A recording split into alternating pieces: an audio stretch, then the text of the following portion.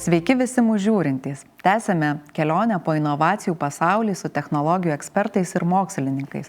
Nuo kelionės finišas mus atves į gegužės 27 dieną KTU Santakos slėnyje vyksiančią inovacijų parodą Technorama. Technorama kasmet suburia per 70 inovatorių, kurie pristato savo kuriamus produktus investuotojams, verslo atstovams bei plačiai visuomeniai. Priminsiu, kad registracija į Technoramą jau atverta. Registruotis gali visi - studentai, startuoliai, mokslininkai ar dar tik suburtos komandos. O registruotis ir dalyvauti tikrai verta, kadangi dalyvių lauks ne tik vertingas grįžtamasis ryšys, tačiau ir prizinis fondas, kuris jau pasiekė 9 000 eurų. Technoramą organizuoja Kauno technologijos universiteto startuolių inkubatorius KTU Startup Space. Nuo prie misijos apie mokslą ir inovacijas kalbėti garsiai prisideda pagrindinis renginio komunikacijos partneris L-Rytas LT. Registruokitės Technoramoje ir parodykite, kągi sukūrėte per pastaruosius metus. Jei pirmoje laidoje kalbėjome apie tai, kaip teisiškai apsaugoti savo idėją, šiandien paliesime temą, be kurios neapsieina turbūt nei viena šių laikų inovacija - dirbtinis intelektas. Šiandien jis yra visur, nuo startuolių, kurie skina pergalės medicinos ar gynybos srityse, iki mūsų kasdienių darbo įrankių. Tačiau kartu su technologijų bumu kyla ir daugybė klausimų. Kaip nepasiklysti šiame informacinėme triukšme? Kaip išsiugdyti ir ugdyti kritinį mąstymą? Ir ar tikrai dirbtinio intelekto traukinys šiandien lekia greičiau, nei mes spėjame į jį įšokti? Apie tai šiandien kalbėsime su žmogumi, su eksperte, kuri dirbtinio intelekto procesus valdo ne tik mokslo, bet ir strateginėme lygmenyje. Mūsų studijoje KTU dirbtinio intelekto kompetencijų centro Sustainly Work vadovė, profesorė, daktarė Agnė Paulauskaitė. Sveiki, Agnė. Sveiki. Agne, šiandien aš jau ką tik paminėjau, kad viešoje erdvėje yra labai daug triukšmo, ypatingai kalbant apie dirbtinį intelektą. Vieni sako, kad jeigu rytoj nemokėsi valdyti dirbtinio intelekto įrankių, liksi už borto. Kiti, kad tai tik eilinė mada ir viskas greitai praeis. Pavyzdžiui, vienas didžiausių ir galingiausių, įtakingiausių bankų pasaulyje, Goldman Sachs, prognozuoja, kad dirbtinis intelektas gali automatizuoti iki 300 milijonų darbo vietų visame pasaulyje. Tačiau žinoma, kartu sukurti ir dar naujų darbo vietų, kurios galbūt šiai dienai mums nėra girdėtos. Kaip jūs žiūrite į tą visuotinį raginimą skubėti? Ar tikrai žmogus, kuris šiandien neturi įgūdžių dirbti su dirbtinio intelekto įgūdžiais, rytoj gali jau pralaimėti darbo rinkoje? Taip, iš tiesų labai geras pastebėjimas, kalbų labai daug to triukšmo. Panikos atrodo, baimė kažką prarasti, baimė nesuspėti. Tai turbūt reikėtų įsverti, kad dirbtinis intelektas šitam etape, šitoje eroje, nėra sprintas. Tai, sakyčiau, veikiau maratonas. Tai spausti visus mygtukus iš karto ir galvoti, kad nesuspėsiu, turbūt nėra reikalo. Ir manau, kad ne tie rizikuoja, kurie šiandien dienai dar nenaudoja dirbtinio intelekto, bet tie, kurie naudoja labai neatsakingai, be kritinio mąstymo, puola pasitikėti visais sprendimais, nes tikrai yra tokių. Tai dar toks mano vienas gal pastebėjimas, kad tik dabar kalba apie tą dirbtinį intelektą, lyg tai nauja atsirado ir prieš tai niekad nebuvo. 3 metai ir 4 metai atsirado dirbtinis intelektas. Čia turbūt labai panašiai galbūt, kad sakytume, tarkim, atsirado kažkokie autonominiai automobiliai, pilnai autonominiai, mūsų veža, sakytume, be automobilių, kaip anksčiau gyvenom be automobilių. Tai taip nėra. Iš principo, dirbtinis intelektas yra nuo senai, labai senai. Ir taikom, ir kūrėm dirbtinį intelekto sprendimus, jau mes jau čia ne pirmi metai.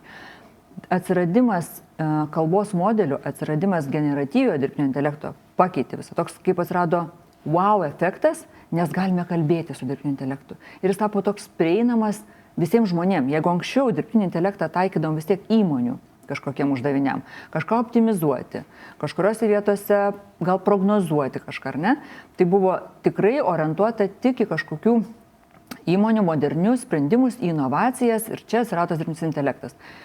O kai jisai tapo prieinamas visuomeniai, va dabar ir atsirado šitas visas bumas, kas bus toliau. Kas bus, jeigu nemokėsiu? Dirbtinio intelekto įrankių labai daug. Kas bus, jeigu negebėsiu jų naudoti? Tai ne visai taip. Manau, kad reikėtų tą daryti iš lėto, labai atsakingai, bandyti po truputį, nes kur matau didžiausią baimę, kad mes galime ir ypač tam tikro amžiaus žmonės, ką pastebiu, tarp 30 ir 40, jie yra tie didžiausi naudotojai dirbtinio intelekto įrankių. kad jau deleguojame ne tik užduotis, bet bijau, kad ir patį mąstymo procesą. O realiai, jeigu mes patys negebėsime kritiškai mąstyti, patys negebėsime klysti, mes patys net neauksime. Nereikia taip aklai, reikėtų vis tiek įjungti tą tokį vertinimo procesą, nes jeigu perdodam, viską galim klausti, reiškia, nebebėra poreikio mąstyti, nes viską galiu paklausti. Tai bijau, kad su tokiu požiūriu tiesiog mes tapsime labai šabloniški. Ir dabar matome, kiek daug šabloniškumo visose užduotyse. Visi atsakymai yra vienodi. Tarpai tarp eilučių irgi yra šabloniški. Skaidrės matosi, kada kurtos su dirbtiniu intelektu. Paveiksliukai irgi iš karto matosi. Tai gaunasi, kad bijau, kad tas antrasis dirbtinio intelekto etapas, kur mes turime siaurąjį, bendrąjį ir super dirbtinį intelektą, jis tai ateis galbūt greičiau ne dėl to, kad mes sukursime daugiau inovacijų, kur dirbtinis intelektas pradės mąstyti ir būti lygus mūsų suvokimui ir požiūriui.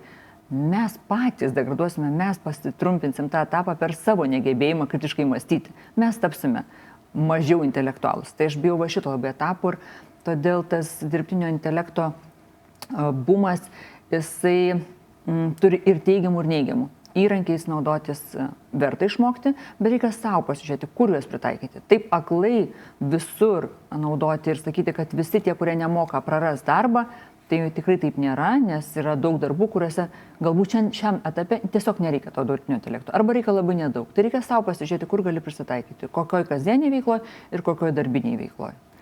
Ir mes kalbam apie tą psichologinį spaudimą, nes tikrai kokį portalą beatsidarytum, jeigu dirbtinio intelekto tema, tai visada keywordai eis ir apie tai, kad dirbtinis intelektas jūs pakeis, kad jums reikės persikvalifikuoti. Ir kai darbo rinkoje esi ne vienerius metus, galbūt jau net judi link pensijos, persikvalifikuoti ir prisimti kažką naujo yra labai sudėtinga ir galbūt net baugu, žmonės neturi tų gebėjimų, neturi tų skilsų, gal žinių trūksta. Tai kokie būtų tie pirmieji žingsniai, kaip pradėti ugdyti tą mano raštingumą dirbtinio intelekto srityje? Galbūt aš visiškai nepersiversiu ir kodo negeneruosiu, bet tiesiog mano kažkokiom mažom darbiniam funkcijom atlikti, kad turėčiau elementarias žinias.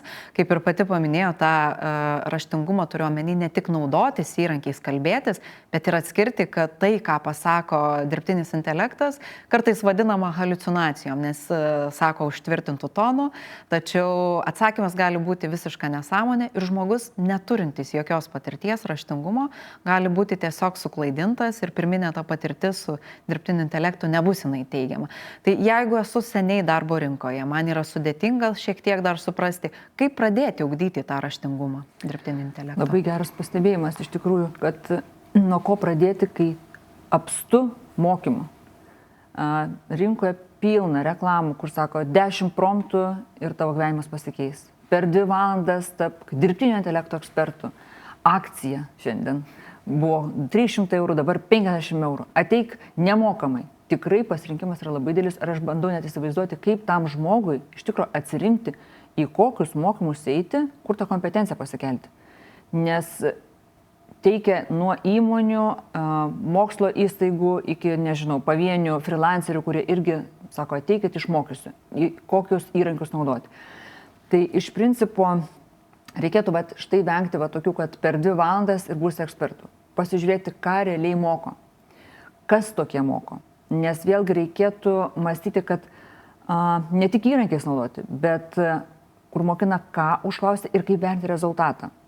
Kažkiek tais vis tiek jungti to kritinio pamąstymo ir gebėjimo paanalizuoti patį rezultatą, ką tu gavai. Manau, kad reikėtų vėlgi pasižiūrėti, kokio lygio ekspertai su kokia patirtim veda tos mokymus, kokio lygio organizacija. Galbūt atsiras tokių mokymų, kur bus sertifikatai, kur bus projektas gali, egzaminas, kur tu galbūt galėsi būti koks nors sertifikuotas AI įrankių naudotojas. Na, panašiai, aš čia tik tai aišku šaržuoju, bet turiu meni, kad gauti tą pažymėjimą, kur tu išklausai daug visokiausių įrankių ir sakai, nu gerai, matau, kad galiu kurti grafiką, galiu sukurti piešinukus, schemas, bet aš tiesiog dirbu kirpėja. Tai ta prasme, kur man tai naudoti? Galiu paklausti, kaip padaryti ataskaitą, bet gal man to nereikia, galbūt aš visiškai kitoj srity dirbu. Tai įrankių yra daug, bet tie įrankiai vėlgi pasikeis. Ar prieš pensinį amžių einant į karjeros pabaigą, reikia pulti, naudoti visus įrankius, labai nuo darbo specifikos priklauso. Ką tavo darbdavys vertins? Ar tada vertina rezultatą, kad tu atnešė ataskaitą ir tada greičiau dar daugiau darbų užkrauna, ar vertina, kaip gerai mes tais įrankiais čia naudojamės? Dabar man biškai praranda kitą kartą net prasme tų pačių, tarkime, akademiniai visuomeniai mokslinių straipsnių lyg rašymas. Tai ar norime turėti rezultatą, kaip gerai mokame naudotis dirbtinio intelekto įrankiais, o gal praranda prasme tam tikrų dokumentų, tam tikrų rezultatų pateikimas vienokia ar kitokia forma, kad jis iš vis nebereikalingas. Gal užtenka tiesiog tada padiskutuoti, nes žinome, kad ir šitas kūrė su dirbtinio intelekto įrankiais, ir šitas kūrėm, tik mes vertinam, kuris geriau moka dirbtinio intelekto įrankiais naudotis. Ar vis tik tai vertinam, kaip žmogus sugeba argumentuotai paaiškinti tą rezultatą, pagrįsti savo nuomonę, nes iš esmės aš manau, kad turi keistis požiūris ir į darbą, ir į rezultatą. Aš net manau, kad net ir mokslas turi keistis. Mokytojas, lektorius, dėstytojas nebe žinių perdavinėtojas jau tampa. Aš manau, kad jis labiau turi tapti mentorius. Ir visas paketas portfolio, kurį atsineša studentas, jis tai manau, kad irgi kis. Nebebus, kad aš turiu tik tai išklausęs ir baigęs tokius tai modulius ir mano va štai bakalauro tokia tema. Jo portfolio greičiausiai susidės iš to, kiek turėjo praktinių darbų, kiek turėjo projektų su verslo įmonėmis, kiek turėjo projektų su realiais uždaviniais ir atliko praktiką centruose, kur taikė savo žinias, kur taikė ir dirbtinio intelekto įrankius ir ne tik išklausė, bet praktiškai panaudojo. Tai iš principo manau, kad tikrai keistis jau net nuo pačių pagrindų universitetuose. Kad mes truputėlį turėtume jau kitaip žvelgti, nes panašu, kad ir darbdavys jau nori kitų žinių ir kitų kompetencijų. Tai čia bus stiprus pokytis artimiausiu metu. Aš gal paantrinsiu, kadangi Pasaulio ekonomikos forumas teigia, kad kritinis mąstymas ir gebėjimas būti kūrybiškam, kūrybiškumas bus patys paklausiausi įgūdžiai per ateinančius 5 metus ir galbūt dar toliau. Tai ar sutiktumėt su tokia savoka, kad su tokiu teiginiu, kad iš esmės patys įnagiai tampa ne tiek svarbus patys dirbtinio intelekto toolsai, kiek galimybė kritiškai vertinti jų duodamus rezultatus? Visada tą sakiau. 5 metai atgal per savo pranešimus visada rodžiau, kad pirmoji vietoje iš top žmogaus savybių, kurias vertins darbdavys, yra būtent kritinis mąstymas. Paskui yra kūrybiškumas. Ir dar prieš kokius turbūt 3 ar 4 metus, kaip pamenu, tik 7 vietoje buvo dirbtinio intelekto įrankiai ir kažkurioje dar vietoje buvo duomenų analitika. Tai tas kompiuterinis raštingumas, jisai labai reikalingas tam tikrose srityse, kur reikia technario tokio žinių. IT srityje irgi dabar panašu, kad darbdavys nori, kad greičiau kodintum, greičiau kurtum rezultatą, bet dabar klausimas čia tada man vėlgi kyla. Ar tiesiog daugiau pagaminam produkcijos ir jinai yra labai šabloniška ir nieko nesiskiria ir jokio kūrybiškumo nereikia ir tada dar daugiau dirbame? Ar gal bėda tie dirbtinio intelekto įrankiai? Gal mes čia dabar tik tai savo daugiau tų darbų užsikrovėme, nes reikia dabar efektyviau dirbti, greičiau padaryti, daugiau padaryti. Štai kolega suprogramavo šiandien tiek, o aš kažkaip tais rankomis liktais mažiau, bet tų įrankių ir suprogramavau daug mažiau. Tai dabar tas efektyvumas irgi toks išsikreipia. Klausimas, ar efektyvi ta prigeneruota produkcija su dirbtinio intelekto įrankiais, ar vis tik tai geriau šiek tiek mažiau, bet kokybiškai. Ir tas žmogus, kuris vis tik tai įtraukia tą savo kritinį mąstymą, tą savo gebėjimą panalizuoti, gebėjimą suprasti, kur yra daromos klaidos ir pačiam klysti, juk mes mokomės irgi iš savo klaidų, negalime neklysti. Tai jisai realiai ilgalaikė perspektyvoje įmonėje bus daug vertingesnis kaip darbuotojas. Nes po kurio tai laiko, jeigu mes gebėsim dirbtinio intelekto įrankiais naudotis, sakys, po dar 5 metų ar po 10, tai jau nebereikia ir šitų, nes tiesiog mes pakeisime, nes užduos užklausas robotai. Tai kam tų žmonių tada? Nes užduoti tik tai užklausą, tai vėlgi reikia mokėti, kaip tą užklausą užduoti. Pastebėjau tokį labai man nepatinkantį reiškinį, kad tam jaunimo tarpe, bet aš kalbu, tas jaunimas 25-30, tai yra toks net aklas pasitikėjimas, nebegebėjimas absoliutiškai pačiam analizuoti ir atsiminti informaciją. Tu tiesiog, žinai, kad visai gali paklausti. Ką mąstyti, aš galiugi paklausti. Tai realiai jokių viduj žinių nekaupi, atsiminti nėra tikslo, nes turiu telefoną, visai galiugi paklausti, analizuoti, ar čia yra gerai, tai yra įsitikinimas, kad čia yra tikrai gerai. Google naudoja tik tai pensininkai, jau nebereikia to, aš galiu čia klausti. O vis tik tai patikrinti kelis kartus, ar pagalvoti, kad aš žinau iš savo žinių, iš savo patirties, kad yra ne taip, tai to nebelieka. Nes patirtis Tai yra patirtis su ChatGPT, patirtis yra su tais įrankiais. Tai šitoj vietoj tikrai aš tik už kritinį mąstymą, už kūrybiškumą, tai bus ilgą laiką dar, manau, kad pačios svarbiausios savybės, nes be to, mes tada kažkaip kartu susilyginsime, degraduos ChatGPT kartu su mumis. Aš bijau, kad tiesiog taps šitaip. Tai kaip tą išugdyti ir išmokinti jaunimą vis tik tai suvokti aplamai, kaip veikia tie įrankiai, labai man būtų smagu, kad mes turime tokius kursus, tik tai dėja IT lygio ir techniniam personalui, ne visai studentam ir ne visai gal moksleiviam, bet tas paaiškinimas, kad jie suprastų, kaip veikia pats kalbos modelis, kaip yra sudaromas tas sakinys, kodėl mes turime dabar šiandienai tokį bumą, nes yra informacijos tiesiog labai daug. Būtų labai smagu, jie tada tiesiog suprastų, kodėl ir kaip yra gaunamas tas atsakymas, kodėl neverta pasitikėti, kodėl yra daug haliucinacijų ir kodėl nereikia taip suasmeninti net, gerai, kad vardo dar neduoda tam įrankiu, nes yra toks pokalbis, pas kitus pastebėjau su tais įrankiais, kad net jisai pažiūrėk, rasikalbinėja, pažiūrėk ir moka atsakyti, jeigu sakau, kad neteisingai, sakau, atsiprašau, aš tikrai gal suklydau ir taip supersonalizuoja lyg kaip asmenį. Tai taip nėra, tiesiog yra labai didelis informacijos kiekis, kur visi šitie įrankiai puikiai geba atsakyti, suprasdami mūsų klausimą, bet kaip sugebėti mums išugdyti gebėjimą analizuoti tą atsakymą, tai manau, kad čia yra didžiausias iššūkis ir nepasitikėti aklai, o netgi adaptuoti, galbūt perrašyti, galbūt pamastyti, kaip savai žodžiais tą pateikti, nes mums, kaip dėstom, irgi jau tampa labai nebeįdomu skaityti tuos pačius raštus, taip pat parašytus, su tokiais pačiais tarpais, tokiais pačiais paboldinimais. Jau tie darbai tampa tokie šablonšiai, kad nebeaišku, ką vertinti. Nebeaišku, kaip vertinti žmogaus pateiktą rezultatą. Čia paminėjot savo atsakymę, kad galbūt šiek tiek šaržuojant, kad ateityje galbūt nebereikės promptų pačiam žmogui rašyti ir rašys pats AI-us ir, žodžiu, bus žmogaus eliminavimas visiškas ir absoliutus. Bet kol kas dar taip nėra ir teisiniai aktai stengiasi žmogišką į faktorių palikti. Aš kalbu apie ES dirbtinio intelekto aktą, kur kalbame apie dirbtinio intelekto saugumą, ypatingai tose srityse, kur žmogiškasis faktorius dar išlieka labai svarbus - medicina, teisėtvarka, žmonių samdymas, human resource ir panašiai. Ir dažnai girdime tą ir savoką human in the loop, žmogaus dalyvavimas procese, tai reiškia, kad galutinį sprendimą vis tiek priima žmogus. Ir būtent iš startuolių inovacijų pasaulyje tenka girdėti tokią kritiką, būtent tam teisiniam reguliavimui, kad neva visi teisiniai reguliavimai apimant ir šį, stabdo progresą. Technologijos tampa labiau ribotos ir žmogiškasis faktorius irgi gali klysti ir panašiai. Na, iš esmės, kad teisinis reguliavimas stabdo progresą.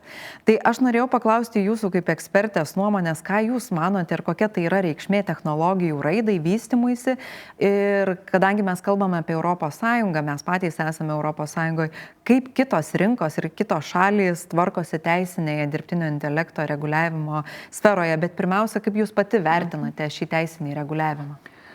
Aš tai iš principo visai jo laukčiau, man visai įdomu ir įdomu būtų pabandyti ir patestuoti tas sistemas ir pažiūrėti, kaip mums sekasi, koks tas rezultatas finale gaunasi. Bet jie taip greit nepavyks, turėjo būti rugpjūčio 2 dieną startuoti ir dabar atidėjo netgi iki 27 metų gruodžio tą visą svarstymą. Tai klausimas, jeigu taip nukelinėsime, ar aplamai įveiklinsime šitą aktą. Tai, mes Europą, mes visada esame etiški, tvarūs, žali, kai tuo tarpu turbūt Amerika, tai jų prioritetas yra inovacijos, greitis. Mes esame pasitikėjimas, reguliavimas. Kokia Kinija yra valdymas, strategija. Tai yra skirtingi visiškai požiūriai, bet iš principo aš dėl to tai labai džiaugiuosi realiai, kad aš gyvenu Europoje. Man patinka tas požiūris, man patinka tas, kad mes turime vis tik tai atsakingą, etišką tą požiūrį ir patį dirbtinį intelektą. Jo perreguliavimas, faktas, kad tai stabdytų inovaciją, aš sutinku, bet visai nereguliuoti, jūs sutikite, kad irgi yra tam tikrų rizikų. Dėl to, kad jeigu mes jau įsileidžiame į tam tikrus sprendimus, kur susijęs su žmogaus sveikata, saugumu ir teisė, tai kalbame apie, tarkime, robotiką, chirurgijoje, kalbame apie autonominius automobilius, kurie priimtų visiškai, įsivaizduokite, pilnai už jų sprendimą. Nu, tada daug klausimų, ar ne, iškiltų. Karas. Yra daug iš tikrųjų dalykų, karinė visa technika, kur manau, kad sprendimą vis tik turėtų priimti galutinį sprendimą žmogus. Tai aš už reguliavimą, bet už labai tokį protingą, labai logišką reguliavimą, todėl aš pati su centru tikrai dalyvausiu visam šitam procese ir mes norime tapti ta organizacija, kuri galės sertifikuoti, nes šis įtraukia ir Nacionalinis akreditavimo biuras, inovacijų agentūra, tai nėra vieno žaidėjo, čia visas laukas, nes bus smėliadėžės. Lietuva tam ruošiasi. Ir mes bendraujame su inovacijų agentūra ir bendraujame su ministerijom tam, kad neužreguliuoti, bet kartu ir nepaleisti, kad tą vykdytų atsakingi asmenys, turintys kompetencijas ir tą darytų greitai. Tai reiškia, koks yra tikslas? Tiem patiem mūsų Lietuvos startuoliam ar kitom įmonėm, šiaip tai tarp kitko nebūtinai Lietuvoje, į tokią organizaciją visoje Europoje gali kreiptis iš bet kokios šalies, kad neužvilkinti pačio proceso, nes mes suprantam, kaip greitai inovacijos vystosi. Tai jeigu mes dar sakysime, na dabar čia mes testuosime 5 mėnesius šią jūsų tą sistemą, tai tas irgi nėra gerai. Manau, kad turėtų būti super greitai, bet labai atsakingai, labai aukštos kompetencijos žmonės tą turi padaryti ir tik tuomet mes turėsime rezultatą. O šiaip kalbant apie reguliavimą, na įsivaizduokite, ar jūs norėtumėt, kad jūs daktaras palydėtų į kabinetą ir operuotų jūs pilnai robotizuotą ranką. Nieko visiškai nesikištų žmogus ir sprendimą priimtų ir dar diagnozę nustatytų. Tai turbūt ne. Lygiai taip pat turbūt nenorėtumėt, kad avariniai situacijai vis tiek mašina priimtų sprendimą. O galbūt jūs matote, kad rizika yra kitokia ir galbūt ta avarinė situacija jums yra palankesnė ten kažkur nuvažiuoti nuo kelių ir nubraukti ratą, negu galbūt kažkokį gyvūnėlį mažą sužys. Aš turiu meni, kad yra daug dalykų ir daug vietų, kur vis tik tai turi būti žmogus. Kalbant vėl grįžtant prie to reguliavimo, tai jisai ir yra skirtas būtent aukštos rizikos sistemų, kurios yra susijusios su bioparametrais, su sveikata. Tai yra tam tikra grupė sprendimų, kur yra labai jautrus duomenys ir tą sprendimą iš tikrųjų reikėtų patikrinti, reguliuoti, kad nebūtų taip, kad paskui mes gailėtumės, kad per daug vis tik tai davėme laisvės tiem sprendimam ir neetiškas, vadinkime, kūrėjas tokių sprendimų. Iš tikrųjų peržino tam tikras ribas ir mes turėtume tokių sistemų, kurios kenkia visuomeniai. Kaip ir šiandien, tarkime, turime kažkokių daug sprendimų, kur vyresnioji karta net nelabai supranta, kurį mygtuką paspausęs negali išeiti net iš puslapio, nes spaudžia lyg atpirks mėnesiui kažkokį tais subscriptioną, iš tikrųjų ten yra tik tai mėnesio kaina, bet pirk visą metam ir automatiškai yra pratęsiama. Tai mes matome tikrai labai daug neetiškų tokių sprendimų vyresniosios kartos atžvilgių. Tai kad bus dirbtinio intelekto sprendimai, jie pratestuoti ir juos mes reguliuosime, tai manau, kad čia Europoje visai yra gerai ir aš pritarčiau ir aš norėčiau būti dalyvė to proceso. Agne, pasikalbėkime apie startuolius, kuriems yra ypatingai svarbus ir teisinis reguliavimas ir apskritai dirbtinio intelekto technologinė raida. Kalbant apie Lietuvą, paskutiniais duomenimis inovacijų agentūros apžvalgoje 2026 m. sausį, tai prieš keletą mėnesių, buvo teigiama, kad Lietuvos startuoliai auga greičiausiai regione ir į būtent šitą įvertinimą įeina ir dirbtinio intelektų pagristi startuoliai. Kaip jūs pati vertinate mūsų šalies potencialą dirbtinio intelekto produktų kūrimo srityje ir kurioje srityje, kur turbūt Lietuva galėtų turėti didžiausią potencialą, jeigu kalbant dirbtinio intelekto implementavimą? Ar tai medicinos jau minėtos, ar gynybos srityje? Galbūt jau yra tų sėkmės atvejų, tai pasidalinkite savo įžvalgomis apie startuolių bendruomenę ir naujų produktų kūrimą dirbtinio intelekto srityje. Ypatingai daug tos informacijos, aišku, neturiu aš apie startuolius, nes mes dabar tik tais pradėsime šitą veiklą įgyvendinti centre, bet ką aš matau iš statistikos, tai jinai yra grįsta rezultatais tokiais, kurie yra gauti būtent kas buvo remiama. Ta pati inovacijų agentūra, tarkim, rėmė vidurio ir vakarų regioną Lietuvoje. Ir čia štai gavome daugiau paraiškų startuoliam. Čia jie auga gal labiau. Gal ne visai ir taip, nes matot, ta statistika jinai irgi ne visada atspindi realią situaciją. Čia turbūt jie vertina pagal tai, kiek gavo kažkokių paraiškų, kiek jie rėmė tų startuolių. Tai ar ten tie daugiausiai startuoliai augantis yra iš tikrųjų klausimas, gal čia irgi svyruoja nuo metų. Tas toksai bumas tų startuolių buvo vienu metu ir atrodė, kad čia tas tie kalbos modeliai, generatyvinis dirbtinis intelektas, jisai čia pakeis pasaulį ir čia bus daug labai naujų sprendimų, bet paskui investuotojai šiek tiek ir atsikando viso to. Nes kad pamatė, kad realiai tai yra tiesiog miksuojama, hybridiniai kažkokie sprendimai daromi, o tokios kaip pačios inovacijos, kažkokio naujo algoritmo ar sprendimo ten tiek daug nėra. Ir dabar kaip tik toks atsirado biški atsargus bandymas investuoti. Jisai dabar kaip tik iš tikrųjų mažėja šiuo metu, nes nebenorima tiek daug ir taip staigiai investuoti, labai atsargiai yra dabar žiūrima, nes čia buvo jau tas bumas. Tai man smagu, kad Lietuva vis tik tai tikrai auga. Mes kuo galime tai pagrysti, nes IT studentų tikrai priėmėme daug. Tai reiškia, iš tų pačių IT studentų nemažai išeina ir norintys kurti dirbtinį intelektą. Tai mes esame šalis, kuri tikrai turime nemažai tų tokių technarių, duomenų analitikų turime.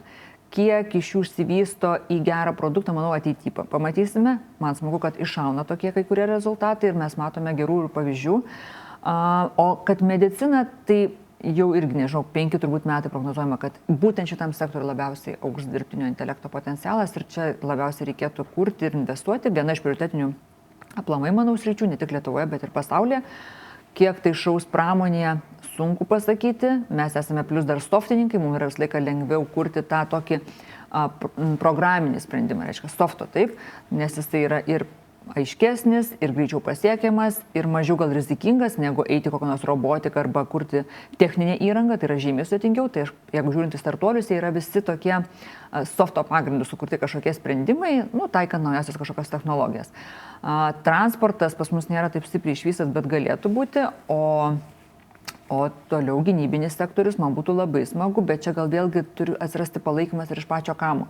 Medicinoje mes turbūt turime tą gerą labai ryšį nuo senai, kad labai glaudžiai bendraujame ir medicinoje matome labai tokių apčiuopiamų realių tokių problemų, kur mes iš tikrųjų galime padėti, iš tikrųjų galime pagelbėti. Tai turbūt vis dar išlieka, kad medicina yra tas rytis, bet nemažai dabar ateina vien iš verslo, matau, uždavinių iš tiesiog paslaugų sektoriaus, kaip aptarnauti klientą ir kokie tie sprendimai, kad tas klientas būtų aptarnaujamas kuo geriau, kuo greičiau ir be žmogaus net įsikišimo.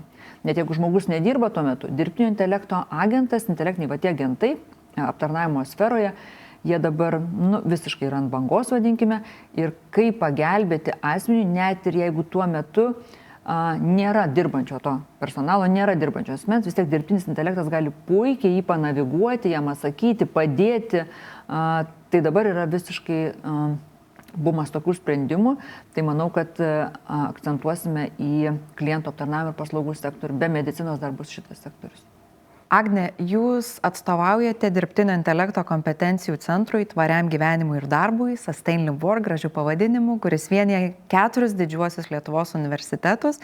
Galbūt galėtumėt plačiau papasakoti, mes dabar jau baigiame mūsų pokalbį, bet toks turėtų būti mūsų kaip ir susipažinimas, tačiau apgalvojau, kad mums žiūrintiems būtų tikrai įdomu išgirsti ir galbūt net savo veikloje įsitraukti kaip vieną siekiamybių bendradarbiavimą su jumis ir panašiai. Tai tiesiog trumpai prisistatykite pokalbio pabaigoje. Tai taip, vadovauju dirbtinio intelekto centrui, kompetencijų centrui. Lietuviškai reikia sakyti, nes angliškai tai būtų Excellence Center, bet mes taip negalime vadinti. Tai labai didžiuojuosi iš tikrųjų šitų projektų, labai didžiuojuosi šitų centrų, labai laukiu jo, nes jisai bus pastatytas fizinis pastatas rudenio gale. Tai mes kviesime visus į atidarymą ir centras orientuotas į dirbtinio intelekto sprendimų kūrimą medicinoje, transporte, energetikoje ir pramonė. Tai 4 pagrindiniai sektoriai, kurie yra prioritetiniai ne tik mūsų centrui, bet ir manau, kad Lietuvai. Tai mes teiksime paslaugą šiame centre susijusią su dirbtinio intelekto sprendimų kūrimu, testavimu, taip pat turėsime fizinės ir virtualias laboratorijas, teiksime paslaugas su duomenų apdorojimu nuo analizės, išvalymo, anonimizavimo, anotavimo, visas pilnas paketas ir taip pat sistemų sertifikavimo. Mokymai jie irgi bus, bet jie bus praktiniai, orientuoti į verslą. Tai mes labai tikrai kviečiame verslą bendradarbiauti, nes mes pasiūlysime tikrai gausų paketą, kokių privalumų galėtų būti, jeigu jie taptų mūsų klasterio nariais. Ir tas bendradarbiavimas, jisai bus skatinimas ne tik nacionaliniu, bet ir tarptautiniu lygiu, nes mes šiame centre, kaip savo pažangosius partnerius, dar turime suomius ir vokiečius. Tai yra tikrai didžiulis projektas, 30 milijonų investicija į tokį centrą, kuris yra vienintelis Lietuvoje ir mes norime išryškinti savo kompetenciją ir būti matomi ne tik Lietuvoje, bet ir Baltijos šalių regione. Agne, ačiū už šį nepaprastai išsamų, informatyvų pokalbį. Manau, kad tie, kas mus žiūrėjo, įsitikino, kad nors ir esame technologijų pažangos bume šiai akimirkai, tačiau svarbiausia pažanga išlieka visgi mūsų gebėjimas kritiškai mąstyti ir vertinti tų technologijų išdavas ir rezultatus. Ačiū už pokalbį. Dėkui. Na, o jūs, mėly žiūrovai, noriu dar kartą paraginti, nebijokite eksperimentuoti ir kurti ir savo kuriamus produktus ir inovacijas pristatyti inovacijų parodoje Technorama, kuri visus sukvies į KTU Santakos slėnį jau gegužės 27 dieną. Ir varžyti su savo produktais tikrai bus dėl ko, kadangi šią akimirką mes jau turime 9 000 eurų prizinį fondą ir maža paslaptis, bet jis vis dar auga. Tad dalyvauti tikrai verta. Registruokitės, dalyvaukite, na, o jeigu domitės inovacijomis, tiesiog užsukite, pasižiūrėkite ir pabandykite, kasgi buvo sukurta per pastaruosius metus. Šiandien atsisveikinu ir sakau iki kitų kartų. Iki.